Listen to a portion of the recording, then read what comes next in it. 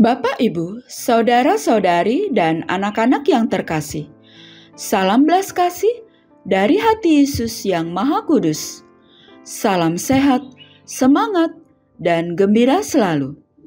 Hari ini, Kamis 28 Agustus 2025, peringatan wajib Santo Agustinus, Uskup dan Pujangga Gereja.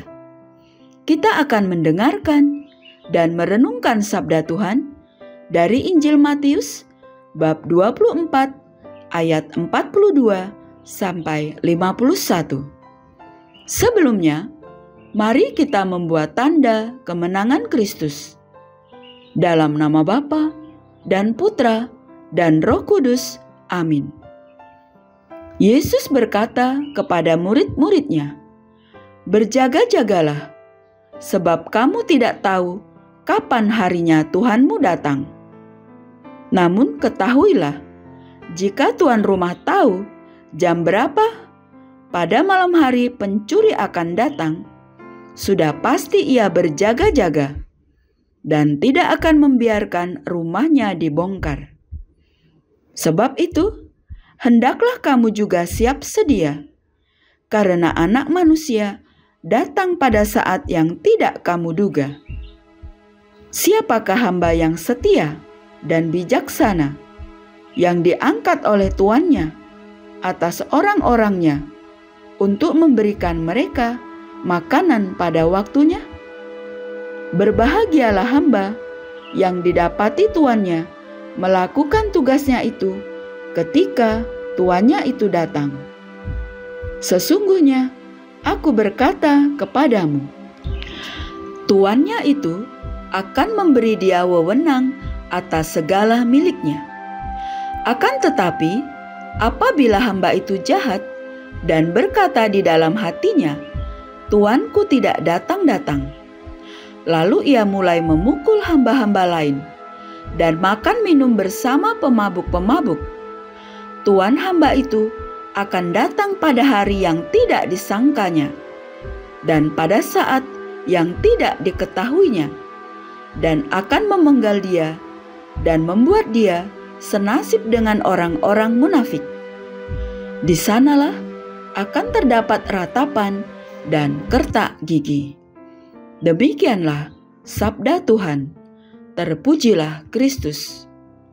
Bapak, Ibu, saudara-saudari, dan anak-anak yang terkasih, Yesus mengakhiri pengajarannya mengenai berjaga-jaga dan kewaspadaan dengan perumpamaan tentang hamba yang setia dan hamba yang jahat.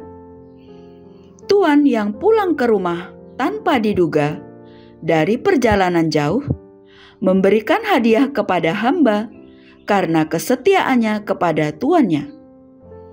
Hamba itu telah melakukan pekerjaan dengan taat dan melakukan semua yang diminta oleh tuannya.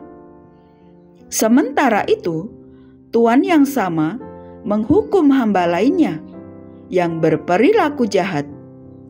Sebab hamba ini bukan hanya tidak bertanggung jawab, ia juga sering melalaikan pekerjaannya dan menghabiskan uang tuannya dengan pesta pora. Bahkan hamba yang jahat ini juga sering menyiksa teman-temannya dengan kekerasan. Mungkin agar mereka mau melakukan pekerjaan yang seharusnya dia lakukan untuk tuannya. Bapak, Ibu, saudara-saudari, dan anak-anak yang terkasih, dalam hidup kita dapat berlaku seperti hamba yang baik atau hamba yang jahat. Selama hidup, kita bisa memilih untuk setia pada tugas dan tanggung jawab kita, tetapi juga bisa memilih untuk tidak peduli serta lebih mementingkan dan mencari keuntungan diri sendiri dengan mengorbankan orang lain. Pilihan ada di tangan kita masing-masing.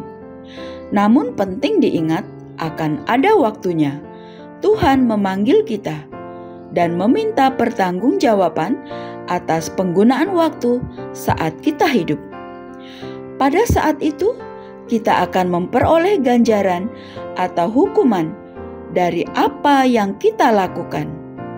Penghakiman Tuhan adalah kabar baik bagi mereka yang setia dalam hidup mereka, termasuk seorang hamba yang setia, dan kabar buruk bagi mereka yang tidak setia dan melalaikan tanggung jawab. Menjadi pertanyaan refleksi bagi kita, apakah kita termasuk seorang hamba yang setia dan taat, ataukah hamba yang jahat? Mari kita mohon berkat Tuhan, agar Tuhan menguatkan iman kita, meneguhkan kita dalam pengharapan, dan mengingat kita agar kita selalu berjaga-jaga menantikan kedatangan Tuhan. Amin. Dalam nama Bapa dan Putra dan Roh Kudus. Amin. Terima kasih. Selamat beraktivitas hari ini. Tuhan memberkati kita semua. Amin.